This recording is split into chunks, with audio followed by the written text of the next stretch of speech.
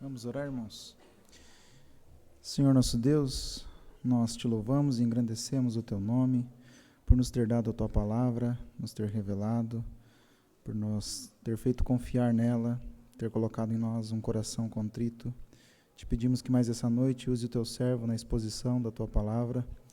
Também coloque nossos corações em submissão, em humildade, em contrição, para que possamos aprender e praticar a tua palavra, que ela possa guiar e reger as nossas vidas. Nós te pedimos e te louvamos em nome de Jesus. Amém. Amém. Obrigado, querido. Boa noite, queridos e amados irmãos. Sejam todos muito bem-vindos. Vamos agora, diante do texto bíblico, estudar a palavra do Senhor, palavra que é viva e eficaz. E eu quero, então, convidá-los a abrirmos o texto bíblico para 1 Samuel, capítulo 18. 1 Samuel, capítulo 18.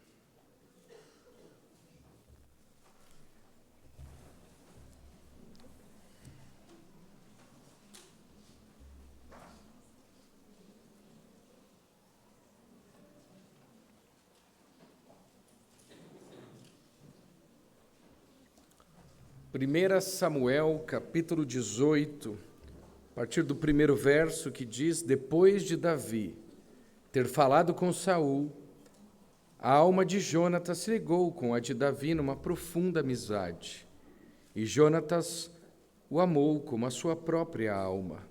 Naquele dia Saul reteve Davi e não permitiu que ele voltasse para a casa de seu pai. Jonatas e Davi fizeram uma aliança, porque Jonatas o amava como a sua própria alma. Vamos então olhar esses três próximos capítulos aqui, o capítulo 18, 19 e 20 do texto de 1 Samuel, falando então do ferro, pode abrir lá, do ferro que com o ferro se afia, e nós vamos tratar algo muito interessante que é a relação de amizade que nós podemos desenvolver, e isso vem dentro daquilo que Deus planejou para as nossas vidas. Quando Deus criou os seres humanos em um mundo de perfeita harmonia, em Gênesis capítulo 1 e 2, Ele o fez com o propósito claro de comunhão. O homem foi criado quando não existia o pecado, e ele foi criado então para quê? Para a comunhão. Deus, então, ele cria o homem e ele diz: façamos o homem a nossa imagem e a nossa semelhança, alguém que nos compreenda, alguém que pode se relacionar conosco. Então, desde o início do mundo, o homem foi feito, então, para ter comunhão com Deus. Também, logo no capítulo 2 de Gênesis, ele fala, esse homem criado, homem e mulher os criou, ele foi criado também para ter comunhão um com o outro. E a família também vem antes do pecado. Deus então cria a primeira instituição que dá a base da sociedade, que é a família, na qual homem e mulher também viveriam em harmonia e comunhão. E se tem uma coisa que nos torna humanos, é o fato de vivermos e desfrutarmos de relacionamentos. Com o pecado, e aí entramos em Gênesis capítulo 3, e até gosto de dividir a Bíblia às vezes dessa forma, Gênesis 1 e 2, 3 até o final. E com o pecado, em Gênesis capítulo 3, essa comunhão foi quebrada, e por conseguinte, todos os nossos relacionamentos foram quebrados. Com a entrada do reino da morte do mundo, o pecado quebrou a comunhão do homem com Deus e ele afetou todos os outros relacionamentos. A gente vai ler já a partir de Gênesis 3, 4 e assim por diante. O que acontece é que, a partir do pecado, os homens se tornaram egoístas. A harmonia não havia mais. E a morte passou a estender seus tentáculos. Na primeira família, Caim, primeiro nascido nesse mundo, mata o seu irmão Abel.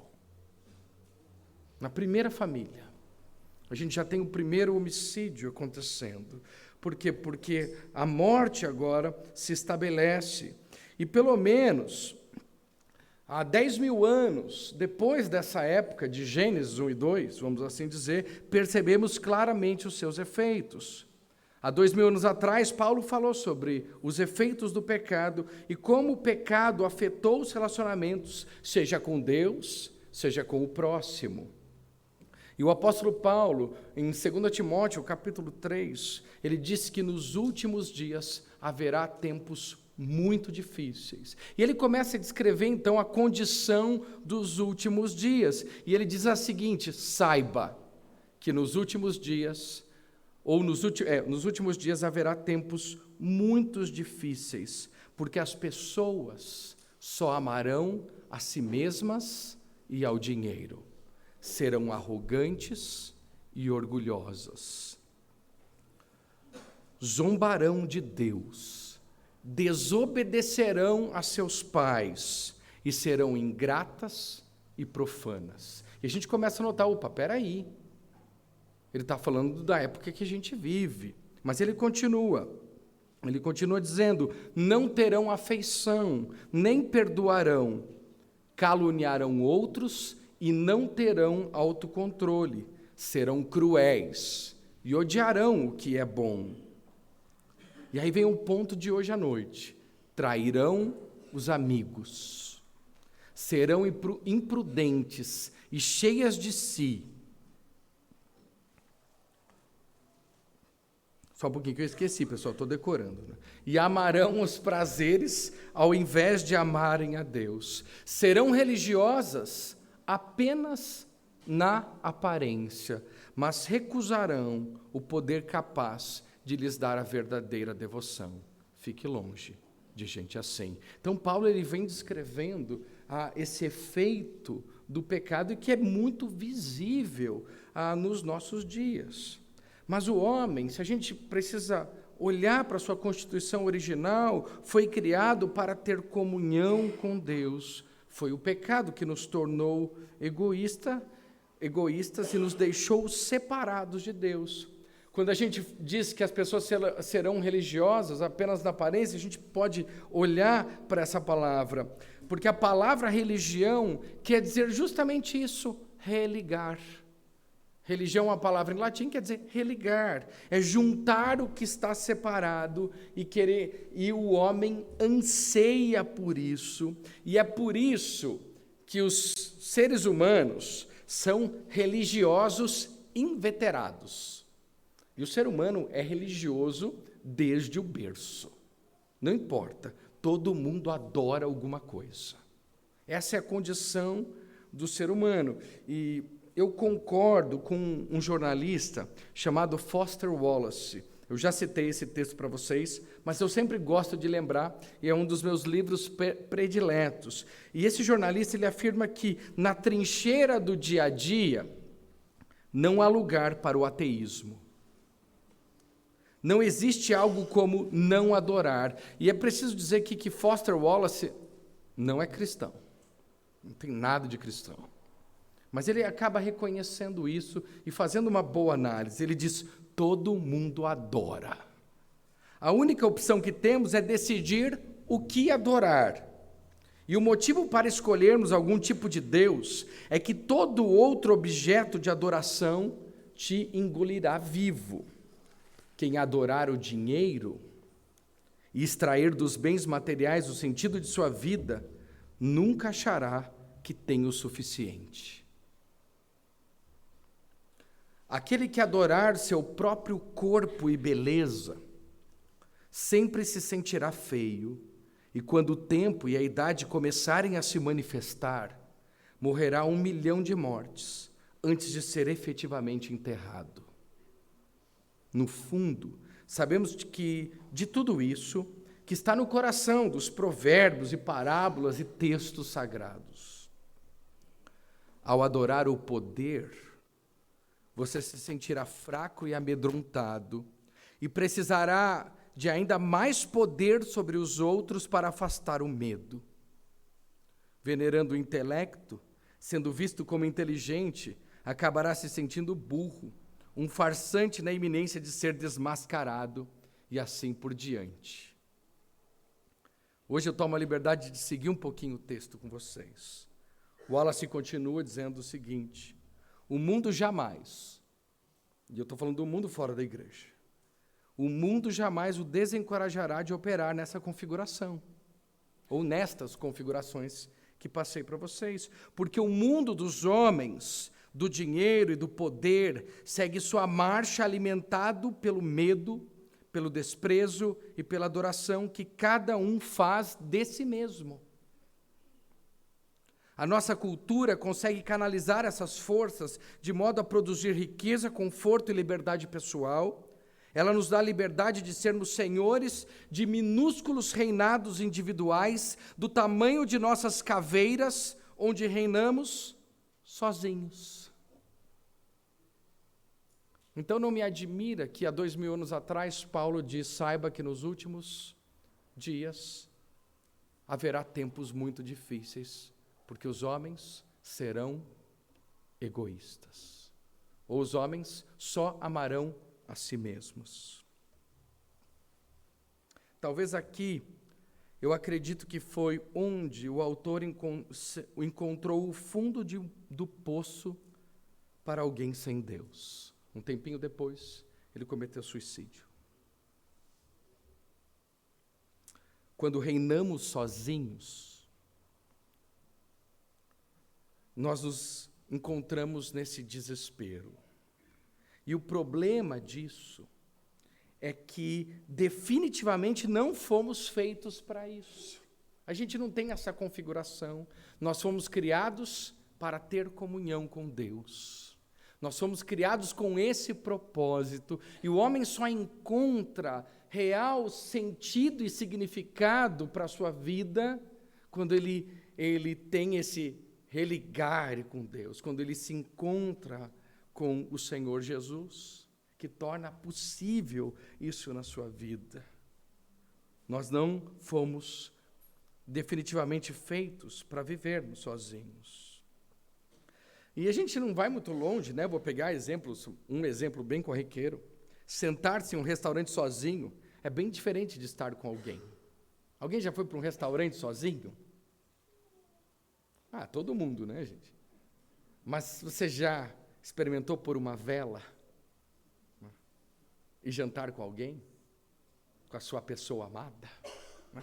Para ser romântico, como Clóvis aqui, né? E outros amados, queridos, românticos, porque eu sei que nesta igreja há românticos inveterados, né? Não só religiosos, e é bom isso. Dá alegria, nos traz prazer.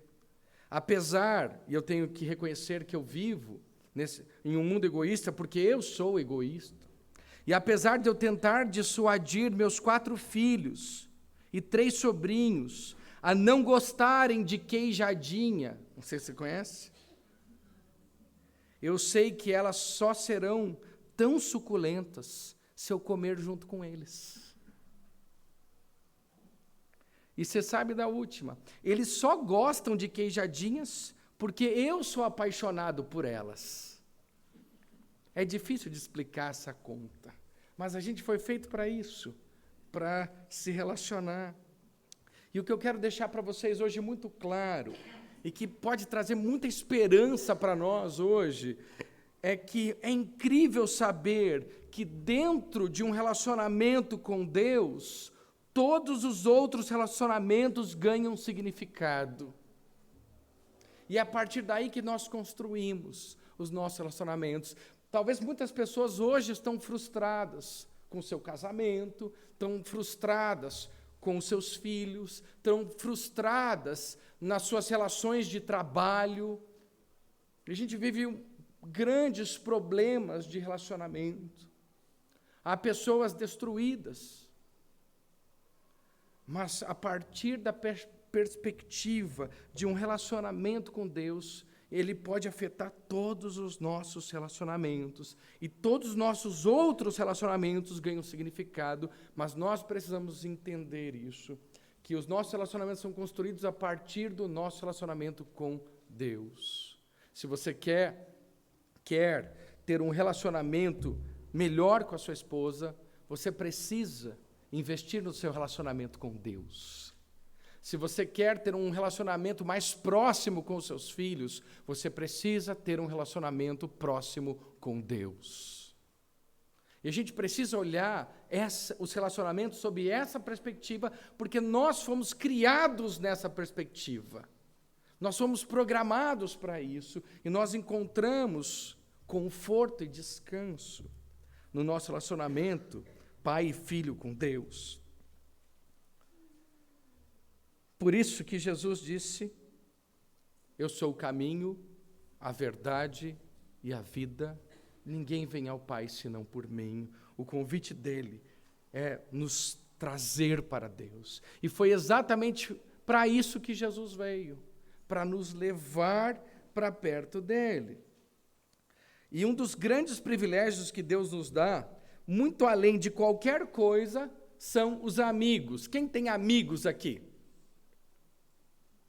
A maioria de vocês tem amigos, que bom. É muito saudável isso, né?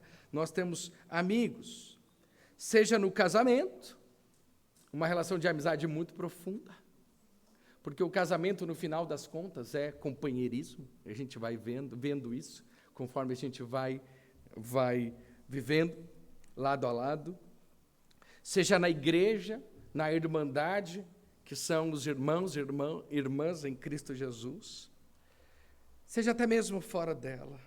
Mas hoje, a gente precisa voltar para esse tema de amizade, porque ele tem sido muito diluído. Hoje a amizade é muito fluida. A gente ganha em quantidade e perde muito em qualidade hoje em dia, né? A amizade ganhou um novo significado à medida que as pessoas agora se conectam umas às outras pela internet. A gente precisa anotar isso. Usando sites de redes sociais como o Facebook, o Instagram, o LinkedIn e o Twitter. Acho que falei os principais. Alguns se vangloriam de ter centenas ou até milhares de amigos. Quem tem milhares de amigos no Facebook? É só você ter mais que 1000, né? Daí dá milhares, né? É possível. Antigamente isso era impossível, ter milhares de amigos, né? Mas hoje é possível. Amigos, entre aspas. No entanto, tais amizades são muito rasas, em comparação com o padrão da Bíblia de amizade leal e amorosa, como descrito no livro de Provérbios, por exemplo. E aqui hoje, nós já lemos, hoje à noite, o mais famoso exemplo de amizade do Antigo Testamento é o entre Davi e Jonatas, filho de Saul. Sua amizade exibe muitas das características das amizades sábias descritas no livro de Provérbios. E aí que a gente entra em nossa história, tá? E eu vou caminhar com vocês aqui no nosso pano de fundo. O que temos agora é Davi entrando na história, e uma pessoa fundamental na vida dele foi Jonatas, filho de Saul. O que nós vamos nos deparar agora é que Davi prospera e é quase universalmente amado. Após a sua grande vitória sobre Golias, Davi continua a desfrutar de grande sucesso em tudo que faz, pois o Senhor está com ele. Versículo 5, o texto diz assim, 1 Samuel, capítulo 18, verso 5. Davi saía aonde quer que Saul o enviava e tinha êxito, de modo que Saul o pôs sobre tropas do seu exército, e Davi era benquisto de todo o povo e até dos próprios servos de Saul. No versículo 15, nós notamos o seguinte: vendo que Davi tinha êxito, Saul ficou com medo dele. Porém, todo Israel e Judá amavam Davi, porque fazia saídas e entradas militares diante deles. E o versículo 30, ele traz essa ideia também. Cada vez que os chefes dos filisteus saíam à batalha, Davi obtinha mais êxito do que todos os servos de Saul. E assim, o nome de Davi se tornou muito estimado. Davi, então, ele avança com o favor de Deus, e aqui todos em Israel amam Davi, incluindo a filha de Saul, Mical, que é dada em casamento com Davi como recompensa por ele, então, vencer e matar muitos filisteus. Nós temos esse cenário, então. Davi, então, ele chega, depois da morte de Golias, então, ele fica no palácio, e ele começa a fazer as entradas e saídas militares. E Saul o enviava, então, para as missões de campo. Mas, à medida que Saul obtinha êxito, à medida que Davi obtinha êxito, Saul ficava com medo.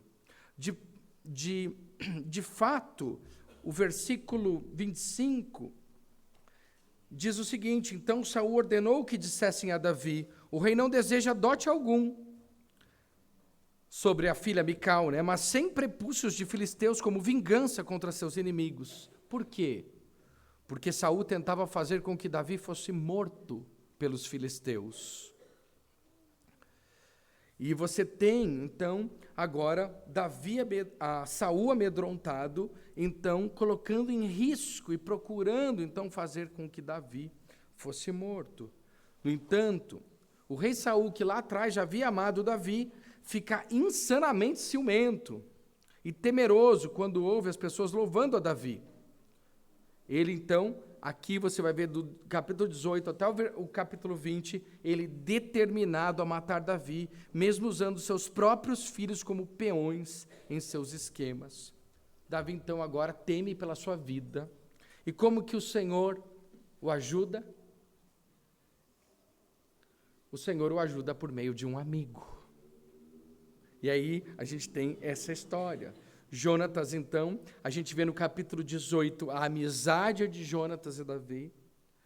Nós vemos no capítulo 19 a intercessão de Jonatas por Davi. E nós vemos no capítulo 20 a ajuda de Jonatas para com Davi. E Jonatas, então, tem a amizade. Nós já lemos aqui, a alma de Jonatas se ligou com a alma de Davi. E Jonatas o amava como a sua própria alma. Esta, em certo sentido, uma amizade improvável. E muitas vezes os nossos amigos não serão pessoas que nós esperamos. A amizade parece que é uma dádiva dada por Deus para as nossas vidas. Jonatas provavelmente era mais velho do que Davi, uns bons anos. Davi nem podia ir para o exército, Jonatas já estava guerreando. Pois ele já estava servindo no exército quando Davi era ainda muito jovem para lutar. Então, Jonatas é alguém muito mais velho. Jonatas é o príncipe herdeiro e herdeiro aparente do trono. Davi, que está fazendo um baita trabalho contra os filisteus e tem o carinho do povo, poderia ser visto por Jonatas como um rival. E você tem esses pontos ali que podem trazer inimizade. Mas numa amizade, o que vai nos unir é o que nos torna comuns. Por outro lado, Davi e Jonatas têm muito em comum como homens de fé, zelo e coragem, e é isso que os une.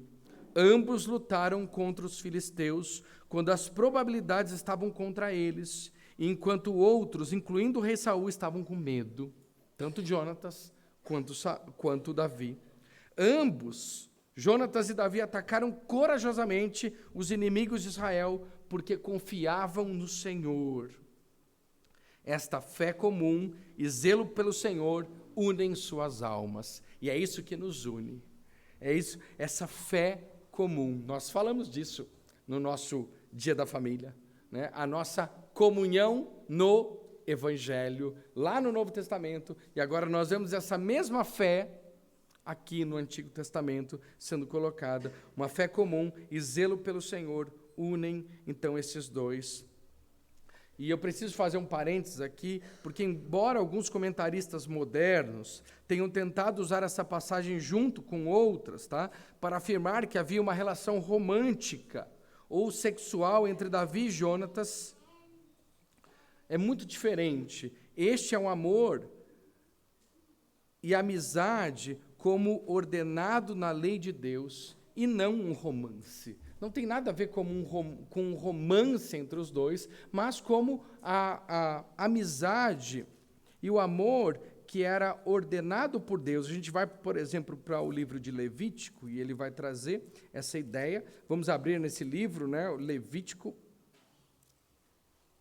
capítulo 19, que diz o seguinte, Levítico capítulo 19,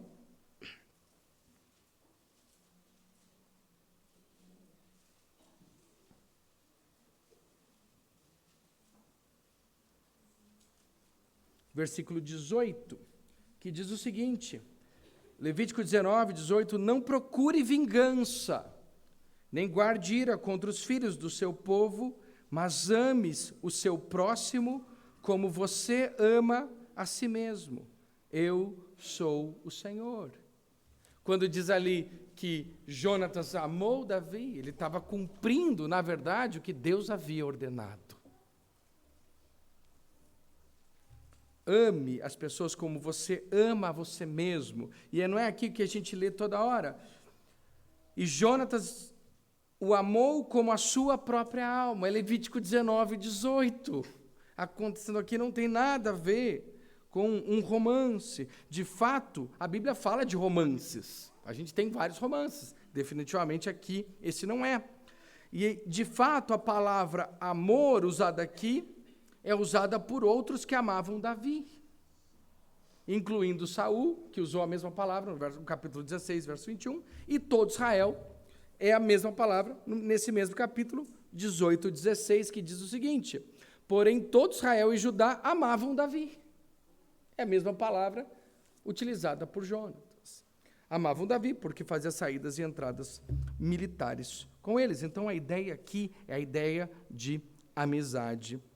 Tanto Davi quanto Jonatas são homens casados que seguem a lei de Deus, ou o que Deus ordenou. E o seu amor um pelo outro é demonstrado por eles ativamente fazendo o bem um para o outro. E a prática do amor aqui entre os dois é algo a ser notado, pois a palavra de Deus diz, filhinhos, não amemos de palavra, nem de boca para fora, mas de fato e de verdade. Jonatas e Davi, então, fazem um pacto, como uma expressão de seu compromisso um com o outro. Versículo 3, que diz o seguinte, Jonatas e Davi fizeram uma aliança, porque Jonatas o amava como a sua própria alma. Jonatas tirou a capa que vestia e a deu a Davi. Deu também a sua armadura, inclusive a espada, o arco e o cinto. Davi saía onde quer que Saul enviava e tinha êxito. Então a gente nota esse pacto. Aqui a amizade é vista em seu mais alto valor. E a gente tem aqui a amizade vista do ponto de vista da lealdade. E eu preciso juntar essas duas palavras agora. Amizade é praticamente sinônimo de lealdade.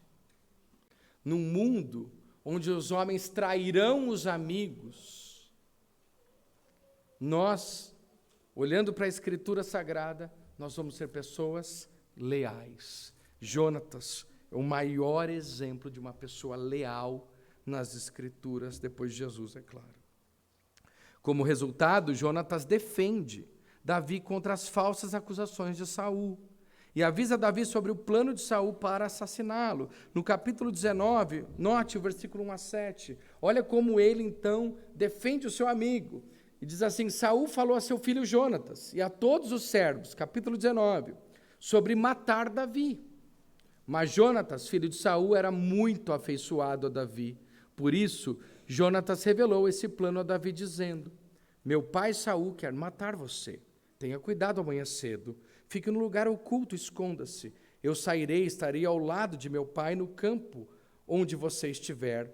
Falarei com meu pai a respeito de você. Se eu descobrir alguma coisa, contarei a você. Então Jonatas falou bem de Davi a Saul. Seu pai lhe disse que o rei não peque contra seu servo Davi, porque ele não pecou contra você. Pelo contrário, o que ele tem feito é muito bom para você. Arriscando a sua vida, ele matou o filisteu e o Senhor efetuou grande livramento a todo Israel. Você mesmo viu isso e ficou contente. Por que então você pecaria contra sangue inocente, matando Davi sem motivo? Saul atendeu a voz de Jonatas e jurou, tão certo como vive o Senhor, ele não morrerá. Jonatas chamou Davi e contou-lhe todas essas palavras e o levou a Saul. E Davi esteve diante de Saul como antes. A gente precisa de gente assim no mundo, né? Isso é lealdade. Ele usa a posição que ele tem, não para tirar vantagem. Ele usa a posição que ele tem para ser leal. E ele então vai, e ele usa a sua posição ali para, então, interceder por Davi. Eles fazem, essa aliança, e Jonatas firma a sua aliança, dando a Davi seu manto real e armadura. Nos tempos antigos, as roupas denotavam status. E parece que Jonatas está renunciando ao seu status de príncipe herdeiro para Davi. Ao fazê-lo, parece que Jonatas está ciente que Davi foi escolhido e ungido por Deus como o próximo rei. Então ele chega, ele entende o seu papel dentro do plano de Deus para a sua vida. Jonatas é alguém extraordinário. Nós ficamos admirados com Davi, mas pessoas como Jonatas são cada vez mais raras no mundo. Cada vez mais raras. Num mundo extremamente egoísta que a gente vive, são raras as pessoas que são como Jonatas. Mas eu admiro a cada uma delas. E o papel fundamental que elas têm na vida das pessoas. Se você vê alguém, pode saber, tem alguém ali por trás. Ninguém faz nada sozinho, porque nós vivemos em comunhão. E pessoas extraordinárias, tem pessoas muitas vezes que se sacrificam por elas. Muitos maridos têm as suas esposas, muitos pastores têm outros homens que estão ali, muitas vezes intercedendo por eles. A gente lembra sempre de Spurgeon, E fala, nossa, nós temos o príncipe dos pregadores, E durante os seus cultos, 300 homens oravam por ele, enquanto ele pregava. É incrível isso. 300 homens oravam por ele. Então mas a gente só fala de Spurgeon, A gente nem conhece o nome de cada um daqueles homens que se colocou para interceder nesse momento. Mas eu quero dizer que para Deus não tem diferença. A Bíblia coloca aqui Davi e Jonatas no mesmo pé, na mesma situação, no mesmo nível. E é maravilhoso a gente ter isso. Então, não importa onde Deus colocou você, se Deus colocou você numa posição, você precisa valorizar todos aqueles que te permitiram chegar aonde você está, e valorizar e trabalhar junto, e aprender a trabalhar junto. Mas se você é um daqueles que apoiam, a Bíblia também traz como um grande valor. A gente lê a epístola de Filipenses, e a gente olha para o apóstolo Paulo preso, mas é fenomenal quando a gente encontra Epafrodito ali. E Epafrodito eu gosto de dizer que ele é o personagem coadjuvante, no prêmio coadjuvante do Novo Testamento. E a gente precisa valorizar todas essas pessoas. Mas a pessoa a ser mais valorizada no nosso texto é o próprio Cristo. Porque esse texto aqui, a vida de Jonatas, aponta para esse Jesus, que é o amigo dos pecadores. A vontade de Jonatas de entregar seu status a Davi, o ungido, nos lembra de João Batista, que alegremente se humilhou diante de Jesus, o Cristo, quando os discípulos de João ficaram com ciúmes de Jesus. E houve uma dissensão entre os discípulos de João Batista e de Jesus. E João responde o seguinte: vocês mesmos são testemunhas de que eu disse, eu não sou o Cristo, mas fui enviado como seu precursor. O que tem a noiva é o noivo. O amigo do noivo, que está presente, o escuta, se alegra muito por causa da voz do noivo, pois essa alegria já se cumpriu em mim. Convém que ele cresça e eu diminua. No final das contas, todos nós hoje à noite somos chamados para sermos Jonatas aqui. Cada um de nós, na qual Jesus é o filho de Davi, na qual ele tem toda a glória, e nós precisamos ser como Jonatas, leais a Jesus Cristo. E o texto nos chama, porque Jesus sim é o filho de Davi. Então, cada um de nós aqui, não pensando em ser Davi mais uma vez, que é a segunda vez que isso acontece por aqui, mas pensando em ser Jonatas, possamos juntos afirmar: importa que ele cresça e eu diminua. Exatamente isso.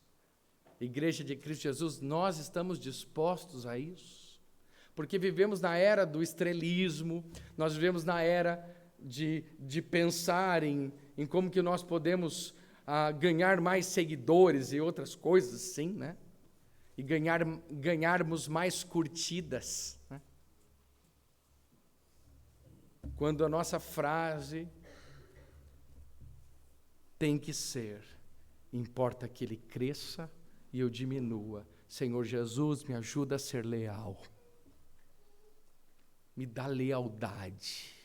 No mundo onde as pessoas traem os amigos, no mundo onde as pessoas caluniam umas às outras, no mundo onde as pessoas amam os prazeres ao invés de amarem a Deus, no mundo onde as pessoas são arrogantes e orgulhosas, no mundo onde os filhos desobedecem a seus pais, no mundo onde as pessoas zombam de Deus, me ajuda a ser leal a Jesus Cristo, Senhor da minha vida.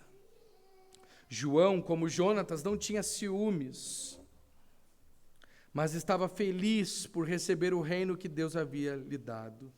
Novamente, como Jonatas, João morreu antes que pudesse ver o reino se concretizar. E aqui eu deixo muito claro para você que um bom estudo é a gente pegar e fazer o contraste entre João Batista e Saul. Então, bons contrastes. João Batista é o contrário de Saul. Então, fica a dica aí para a gente poder estudar uma hora dessas.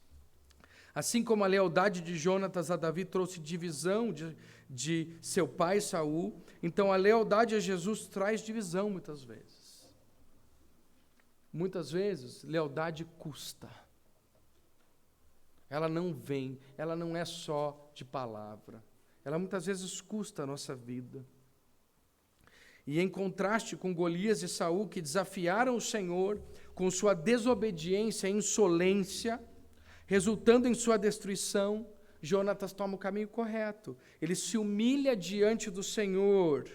E assim, todos devem se humilhar diante do Senhor Jesus Cristo, diante de quem cada joelho um dia se curvará. E o momento de fazermos isso é agora. Importa que ele cresça e eu diminua. É interessante que as nossas amizades humanas muitas vezes nos decepcionam. Quem aqui já ficou decepcionado com um amigo? Aí o João que brinca, né? Quem bate não lembra, mas quem apanha lembra, né? Então, né, a gente tem essas, né? E eu ouvi do João, essa é a frase dele, tá? Né? Então, e as amizades humanas nos decepcionam. Jesus, no entanto, é amigo dos pecadores e nunca nos desapontará. Se você gostaria de ter um amigo, coloque o primeiro da sua lista, Jesus Cristo. Amigo dos pecadores. Aquele que nunca nos desaponta. Ele exemplifica perfeitamente tudo que as Escrituras ensinam sobre amizade. Jesus ama o tempo todo, com um amor eterno de antes da fundação do mundo. Ele te ama mesmo sabendo quão pecaminoso você é. Seu amor dura para sempre. Por isso a gente encontra refúgio em Jesus. Por isso a gente encontra descanso em Jesus. Por isso a gente encontra deleite em Jesus. Jesus é aquele amigo que a gente pode ficar sentado do lado dele sem falar uma palavra. Já aconteceu com você? São só com os melhores amigos, os best friends, né? Que ele é tão teu amigo que você pode ficar perto dele e você fica super confortável. Você não tem que ter um assunto, você não tem que ter nada. Você só fica confortável de estar do lado dele. É gostoso isso, né? É só na presença dos amigos que a gente consegue isso. E assim como Jonatas arriscou sua própria vida para resgatar Davi, capítulo 20, então Jesus deu a sua vida para mostrar o seu amor por você. E a Bíblia coloca o seguinte em João capítulo 15, verso 13: ninguém tem amor maior do que este, de alguém dar a própria vida pelos amigos. E foi o que Jesus fez por nós. Jesus morreu na cruz, dando a sua vida por nós. Assim como Jonatas convidou Davi para uma amizade pactual, Jesus convida você a se tornar seu amigo pela graça através da fé nele. E se queremos falar de salvação, a salvação é pela fé. Deus nos chama a termos comunhão com Deus. Ele torna isso possível como enviando o seu Filho para morrer na cruz, assumindo o nosso lugar e restaurando de forma total e completa a nossa comunhão com Deus e vencendo o nosso maior inimigo, o pecado. A Bíblia diz o seguinte: como amigo dele, você mostra seu amor fazendo o seu testamento. Vocês são meus amigos se fazem o que eu lhes ordeno. Já não chamo vocês de servos, porque o servo não sabe o que o Senhor faz, mas tenho chamado vocês de amigos, porque tudo o que ouvi de meu Pai eu lhes dei a conhecer. A fidelidade da aliança de Davi e Jonatas é um lembrete da fidelidade da aliança de Deus conosco, expressa supremamente na obra de Jesus Cristo. Como que a gente vai aplicar? E eu termino aqui fazendo as últimas aplicações. Ao contrário de Saul, que estava com ciúmes e irritados por causa do sucesso de Davi, devemos ser como Jonatas e nos alegrar quando Deus acha adequado usar outros de grandes maneiras, mesmo quando eles nos superam. E esse é o nosso grande exercício. E eu não sei, tem que acontecer. Nós temos que nos alegrar quando outros nos superam. É possível? É. Quão violinista eu sou, Edilson? Não minta. Tá, não fale também. Né? Eu não sou muito violinista. Não foi difícil me superar. E eu me alegro com isso. De ver tantos aí, né? Hoje o Cocão toca bem melhor do que eu, né? E eu me alegro com isso. A gente tem que viver nessa atmosfera de se alegrar com o sucesso dos outros.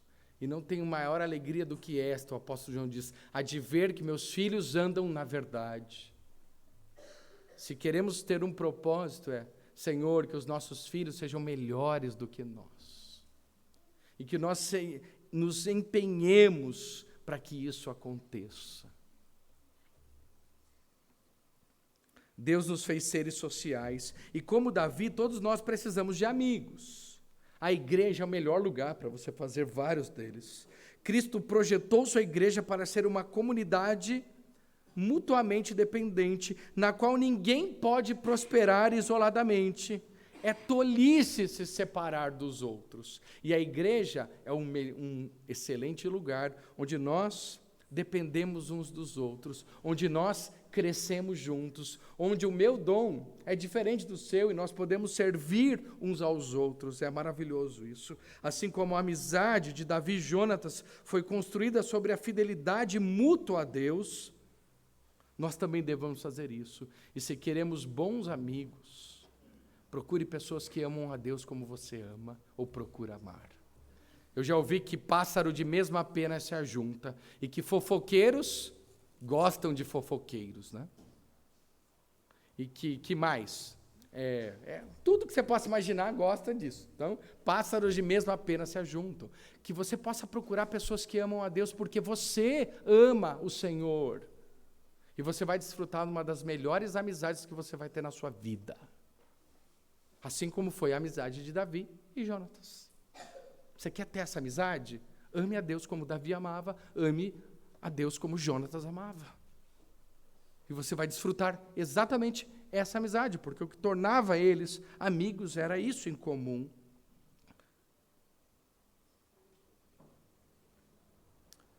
E a gente precisa escolher nossos amigos sabiamente, porque nossos amigos terão uma influência poderosa sobre nós. Quem anda com os sábios será sábio, mas o companheiro dos tolos acabará mal. Então, cuidado com os grupos que você anda, né? Às vezes a gente tem uns círculos de amigos meio duvidosos, grupos de WhatsApp horrorosos. Às vezes a gente tem que sair, porque a Bíblia está dizendo que o companheiro dos tolos acabará mal, e quem vai acabar mal é você. Então, a gente precisa selecionar muito bem em quais grupos nós participamos, com quem nós nos relacionamos, porque essas pessoas vão ter influência sobre a nossa vida. Que sejamos nós influenciando outros e não outros influenciando nós. Amigos tolos vão arruiná-lo, e aí eu tenho um monte de provérbios para vocês, 14, 7, 22, 24, 25, 16, 29, 23, 20, 20, 19 e 1 Coríntios, capítulo 15, verso 33. Então, nós precisamos notar isso de uma forma veementemente. Os pais devem ter um interesse especial nos amigos que seus filhos fazem, porque os jovens podem ser atraídos pelos tipos errados de companheiros. E aí Provérbios 1, 10 a 19 fala isso. Pais, eu pergunto, vocês conhecem os amigos dos seus filhos? Precisa conhecer. Vocês têm que conhecer. Então, muitas vezes você vai convidar eles para estar com vocês. Ou você vai fazer alguma coisa junto com eles. Mas você precisa conhecer quem são os amigos dos seus filhos. E a igreja também é um excelente local, porque a gente conhece não só os amigos, a gente conhece o pai dele, a avó dele, muitas vezes, né? E todo mundo que está por aí. Né? Então, é bom demais. Embora você possa ter centenas de conhecidos ou amigos do Facebook, preciso te falar uma coisa. Você pode ter apenas alguns amigos próximos. Você não vai conseguir ter uma amizade profunda com os milhares de amigos que você tem no Facebook. Vão ser poucos, tá? A Bíblia diz o seguinte, quem tem muitos amigos pode cair em desgraça, mas é um amigo mais chegado que um irmão. Em seu ministério terreno, o próprio Jesus tinha um número limitado de amigos próximos, que eram 12. Verdadeiros amigos são raros e por isso devem ser estimados. Quando você amar o Senhor, encontrar alguém que ama o Senhor, estime esse amigo, valorize isso, porque é raro. É raro, é difícil de encontrar. E assim como Davi e Jonatas provaram seu amor por suas ações, então a amizade requer esforço. A amizade pode ser arruinada através de fofocas e brigas e egoísmo. A amizade deve ser cultivada a partir de você mesmo ser uma pessoa confiável, leal, mesmo nas dificuldades. A Bíblia traz um versículo tão lindo que diz assim, o amigo ama em todo tempo, e na angústia nasce o irmão. É nos momentos difíceis, muitas vezes, que nós vamos depurar e encontrar os nossos amigos mais profundos. Eu lembro, uma vez eu estava brigando na rua, eu não era crente, né? Eu estava lá, brigando na rua. Hoje em dia as pessoas não brigam mais na rua porque elas nem saem, né? Então, eu estava lá, e aí estavam todos os meninos naquele negócio, né? Um encarando o outro, sabe? Quando você fica assim, né? Lá, tipo, rinha, né? De repente chega, né? Na angústia nasce o irmão. Sai o Léo, não tinha nem 5 anos, eu acho, 6, né? Ele sai com a espada ninja que ele pegou no negócio de brinquedo dele lá. Ele saiu, todos os meninos pararam, né? Cruzaram o braço, né? E eu, sai daqui, né? Tá acabando. E foi lá me defender, né? Defesa. Eu sei que eu não briguei aquele dia. Acho que eles ficaram com pena da gente, né? Só sair, vamos embora, vamos voltar para casa, né? Outra vez eu estava passando por um momento tão difícil, né? E Deus foi dando esses amigos na nossa vida. Eu estou usando alguns exemplos meus do Léo, tenho vários amigos na igreja aqui, a gente está aqui há tanto tempo, então formei muitos amigos, não dá para contar as nossas histórias aí. Mas um dos meus grandes amigos e que podem servir de uma base muito boa de exemplo é a minha amizade com o pastor João. Vocês não conhecem o pastor João, mas ele nem sempre foi assim. Ele já foi uma pessoa normal. né? Ele era um membro aqui na nossa igreja, antes de Deus chamar ele para o ministério da palavra. Ele era...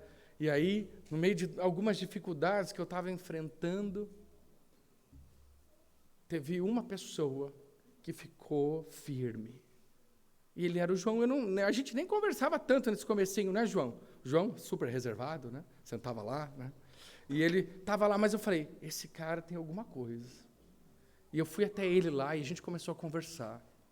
E a gente desenvolveu uma amizade tão boa. Um dia, eu falei assim, João, estou com uma dificuldade, você vai ter que me ajudar. O que eu preciso fazer? Existe um homem chamado Miguel Sattler. Ele foi queimado vivo, lá em 1500 e pouco. Quando ele foi queimado vivo, as cordas se queimaram. Ele levantou os 2 dedos indicadores.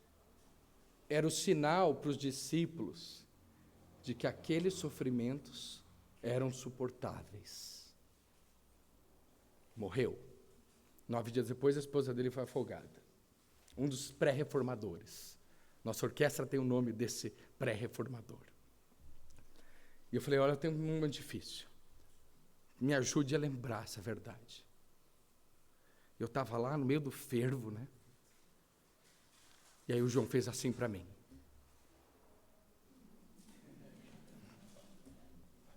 Aí eu voltava lá, né? Aí, de repente, começava a sair da linha. Aí o João. Né? Eu voltava lá. E o amigo, ninguém via, né, João? Só a gente, né? E a gente ali. E muitas vezes a gente precisa desse apoio. A amizade é uma coisa muito boa. É algo que a gente ganha muito. E se a gente amar o Senhor, a gente vai conseguir ter a amizade, não do Facebook, mas a amizade no Senhor. Assim como Jonatas e Davi mantiveram suas obrigações e aliança um com o outro, então somos lembrados de que devemos manter nossos compromissos com nossos amigos, famílias e igrejas. O mundo precisa de pessoas leais. Por todos pecarmos, a amizade requer paciência e perdão. E nós caímos, nós vamos errar. Eu já errei com o pastor João, e ele teve que me perdoar. Já errei com o Léo, e ele teve que me perdoar. Eu já errei com todo mundo aqui. E parece que vocês me perdoaram, vocês estão aqui hoje, inclusive. Então a gente vai vivendo e requer mesmo paciência e perdão. Dentro do nosso lar, uma palavra que precisa acontecer é me perdoe.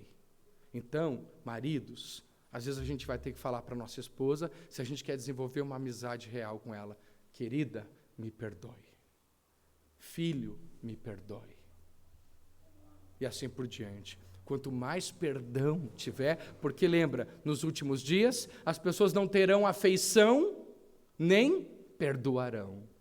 Então, quando você errar na sua casa, que não vai ser difícil, você vai falar, me perdoe, eu errei, quero mudar.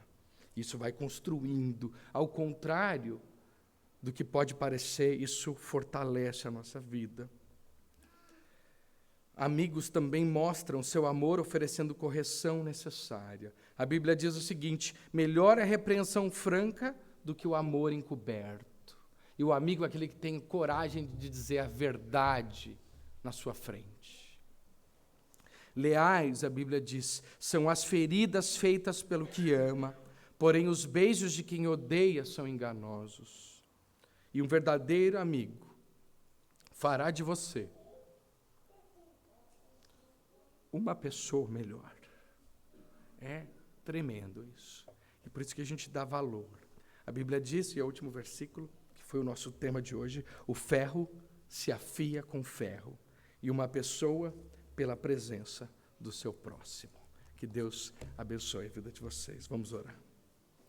Querido Deus, obrigado pelo valor da amizade que o Senhor nos traz hoje.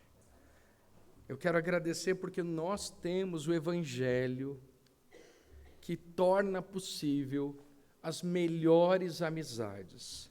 Não amizades interesseiras, não amizades egoístas, mas amizades, ó Deus, onde há um relacionamento profundo e sincero. Ó Deus, obrigado, ó Deus, pelos amigos que o Senhor tem formado neste lugar. Obrigado por essa relação onde podemos chorar juntos, onde podemos rir juntos, onde podemos nos alegrar na medida que o Senhor abençoa aqueles que estão à nossa volta, na medida que podemos ajudar aqueles que estão necessitados, na medida que podemos chorar com aqueles que precisam ser consolados. Obrigado, ó Deus, porque Jesus tornou isso possível. E é pela salvação que Ele nos deu quando morreu na cruz do Calvário, é que isso nos ligou com Deus, de forma a sermos chamados seus filhos, de forma a entrarmos num relacionamento pessoal, profundo e íntimo com o Senhor, e que agora torna possível, ó Deus, novos relacionamentos, não mais baseados no mundo, mas baseados na Tua Palavra. E assim nós nos alegramos por poder desfrutar isso ainda nesse mundo. Assim, ó Deus, que haja sempre perdão na nossa igreja, que haja sempre restauração de relacionamentos na nossa igreja, e que haja o fruto do Teu Espírito nos trazendo a unidade. E assim agradecemos. Ó Deus, orando em nome de Jesus. Amém. Eu sei que tem muitos que nos visitam hoje, mas em especial minha tia Rosa,